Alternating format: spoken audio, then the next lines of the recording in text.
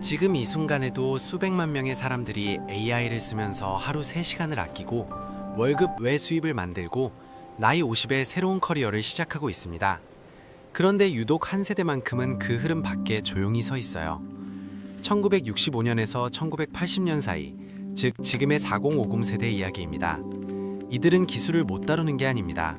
오히려 컴퓨터 보급 초창기를 몸으로 겪어낸 세대이자 인터넷이 없던 시절에 정보를 발로 뛰어 구하던 사람들이에요. 문제는 이들의 마음속 깊은 곳에 AI에 대한 아주 복잡한 감정이 얽혀 있다는 점입니다.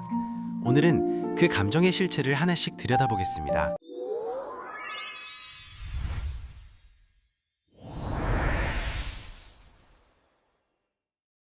어느 회사 탕비실에서 자주 들리는 대화가 있습니다.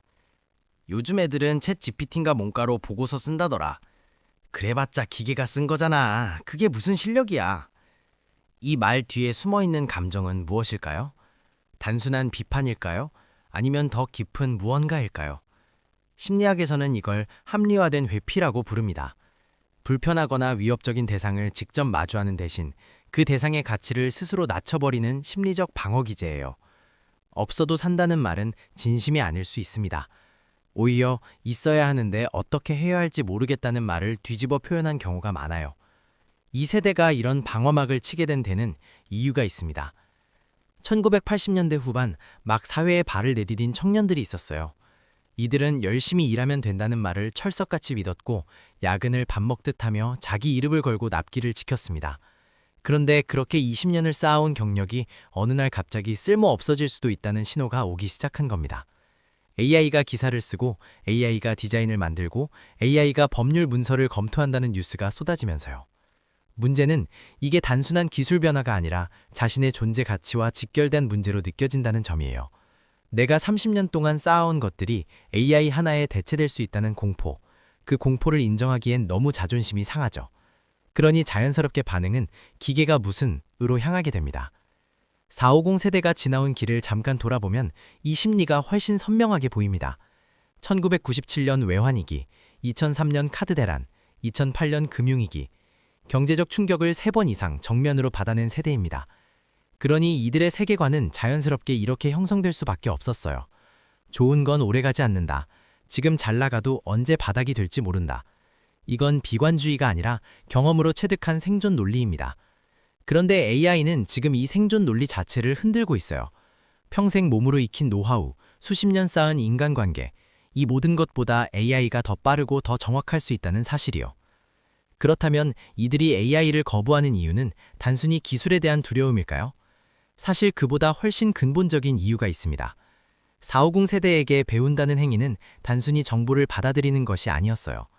1990년대에는 무언가를 새로 배우려면 학원을 등록하거나 선배에게 술 한잔 사며 노하우를 얻어야 했습니다. 배움 자체에 시간과 체면이 걸려 있었어요. 그 시절 어른들은 모른다는 말을 쉽게 하지 않았습니다. 모르면 혼자 알아내거나 아니면 그 분야 자체를 피해버렸죠. 이 패턴이 수십 년간 반복되면서 모른다는 걸 인정하면 내 가치가 낮아진다는 연결고리가 무의식 속에 자리 잡은 겁니다. 그러니 AI를 배운다는 것은 단순히 앱을 설치하는 문제가 아니에요. 다시 초등학생이 되는 경험을 받아들이는 일이고 그건 이 세대에게 굉장히 낯설고 불편한 감각입니다. 더 놀라운 건 이 감각이 생각보다 훨씬 구체적으로 작동한다는 점입니다. 51세 중간관리자 A씨의 이야기를 들어보면 팀원이 챗 GPT로 기획안을 만들어 왔을 때 처음 든 감정이 뭔지 아십니까? 감탄이 아니라 위협감이었다고 합니다. 저 사람이 나보다 일을 더 잘하면 내가 이 조직에서 무슨 역할을 하지? 심리학자들은 이를 지위 위협 반응이라고 설명해요. 자신의 사회적 위치가 흔들릴 수 있다는 신호를 감지하면 인간은 본능적으로 그 위협의 원인을 평가절하하려 한다는 거예요. AI를 그게 뭘 제대로 하겠어 라고 말한 배경에는 이런 복잡한 내면의 방어작용이 숨어 있습니다. 이게 개인의 성격 문제가 아니라 이 세대 전체가 공유하는 심리적 구조라는 게 흥미로운 지점이죠. 반면 같은 세대 안에서 완전히 다른 선택을 한 사람들도 있습니다. 48세의 프리랜서 번역가 B씨는 AI 번역 도구가 보급되면서 단순 의뢰가 줄자 오히려 발상을 전환했어요. AI 번역 결과물을 인간의 감각으로 교정하고 문화적 맥락을 녹여내는 에디터로 포지셔닝을 바꾼 겁니다. 이윤은 오히려 늘었고 일하는 시간은 반도저로 떨어졌다고 합니다. B씨도 처음엔 AI 앞에서 막막함을 느꼈다고 했어요. 다만 한 가지 생각이 달랐습니다. AI가 내 일을 빼앗는 게 아니라 AI를 쓰는 사람이 내 일을 빼앗는 거다. 이 한 문장이 BC의 방향을 완전히 바꿔놓은 겁니다. 여기서 한 가지 흥미로운 사실이 있어요. AI를 적극적으로 활용하기 시작한 450 세대가 오히려 2030 세대보다 더 빠르게 성과를 내는 경우가 많다는 점입니다. 바로 도메인 지식의 힘 때문이에요. AI는 방향을 모릅니다. 어떤 질문을 던져야 좋은 답이 나오는지, 현장에 어떻게 적용해야 하는지 스스로 알지 못해요. 반면 30년 경력의 450 세대는 어떤 문제가 핵심이고 어디서 실수가 나는지를 몸으로 기억하고 있죠. 450 세대가 AI를 익히는 시간이 조금 걸리더라도 일단 배우면 그 응용력은 훨씬 강력할 수 있다는 이야기입니다. 그렇다면 AI를 받아들이지 못하는 450 세대는 어떤 심리 구조에 갇혀 있는 걸까요? 심리학자들이 지목하는 핵심은 고정형 사고방식입니다. 학교에서도 직장에서도 틀리면 안 된다, 실수는 부끄러운 것이라는 메시지를 지속적으로 받아온 세대잖아요. AI를 처음 배우면 당연히 어색하고 틀리고 실수합니다.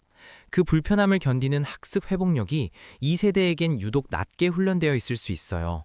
무능한 게 아니라 실패를 용납하지 않는 환경에서 너무 오래 살아온 탓이라는 점입니다. 여기에 더해 자녀 교육비, 부모님 건강, 대출 상환, 은퇴 준비를 한꺼번에 감당하는 시기에 AI까지 배워야 한다는 압박이 더해지면 솔직히 포기하고 싶어지죠. AI요? 그거 배울 시간에 한숨이나 더 자겠어요. 이 말이 단순한 거부가 아니라는 걸 이제는 이해가 되시나요? 반면 AI를 받아들인 450 세대는 어떻게 시작했을까요? 많은 경우 작은 것 하나에서 출발했다고 합니다. 이메일 한 통 초안을 AI로 써보는 것, 회의록 정리를 맡겨보는 것처럼요. 처음부터 전문가가 되려 한 게 아니라 오늘 당장 업무에서 쓸 수 있는 딱 한 가지를 시도한 거예요. 이 세대는 이론보다 실전에서 배우는데 훨씬 익숙합니다. 강의 10개를 듣는 것보다 실제 업무에 한 번 써보는 게 훨씬 빠른 학습이에요. 다만 그 첫 번째 시도를 막는 심리적 장벽을 어떻게 낮추느냐가 관건이죠. 사실 이 세대의 가장 큰 자산은 AI가 절대 갖지 못한 것들입니다. 수십 년간 사람을 상대하며 쌓은 신뢰, 위기 상황에서 즉각 판단을 내리는 감각, 잘못됐을 때 책임을 지는 태도. AI는 데이터로 학습하지만 이들은 삶으로 학습했어요. AI는 450 세대를 대체하는 기술이 아니라 이들이 가진 경험을 몇 배로 증폭시키는 도구가 될 수 있다는 사실입니다. AI 흐름을 따라가지 못하는 450 세대에게는 어떤 미래가 기다리고 있을까요? 냉정하게 말씀드리겠습니다. 5년 후, 10년 후 직업시장에서 AI 활용 능력은 선택이 아니라 기본값이 될 가능성이 높습니다. 지금의 이메일이나 엑셀처럼요. 처음엔 특별한 사람들만 쓰는 것 같았지만 지금은 모르면 업무 자체가 불가능해졌잖아요. 없어도 산다는 말을 계속한다면 그 말이 진짜가 되는 순간이 올 수도 있습니다. 그때는 스스로 선택한 결과가 아니라 선택할 기회 자체를 잃은 상황일 수 있다는 점에서 의미가 다르죠. 그럼에도 이 세대를 향한 섣부른 비판은 조심해야 합니다. 이들이 AI를 멀리하는 건 단순한 고집이 아니라 지금까지 살아온 방식 전체에서 나온 반응이에요. 변화는 강요로 일어나지 않습니다. 이들이 AI를 받아들이기 시작하는 순간은 누군가가 등을 떠밀었을 때가 아니라 스스로 한번 써볼까? 라는 작은 호기심이 생겼을 때였습니다. 그 호기심이 자라려면 틀려도 괜찮다, 늦어도 괜찮다는 심리적 안정감이 먼저 필요합니다. 없어도 산다는 말은 용기 있는 선택이 아니라 두려움을 감추는 가면일 수 있어요. 반면 그 두려움을 인정하고 작게라도 시작한 사람들은 지금 이 순간에도 새로운 가능성을 열어가고 있습니다. 450 세대가 가진 경험과 AI가 가진 속도가 만나는 그 지점에 이 세대만이 만들 수 있는 독보적인 가치가 있습니다. 아직 늦지 않았어요. 이미 세상이 어떻게 돌아가는지 아는 사람이 AI라는 새 도구를 손에 쥐는 것이니까요. 이 이야기 어떻게 보셨나요?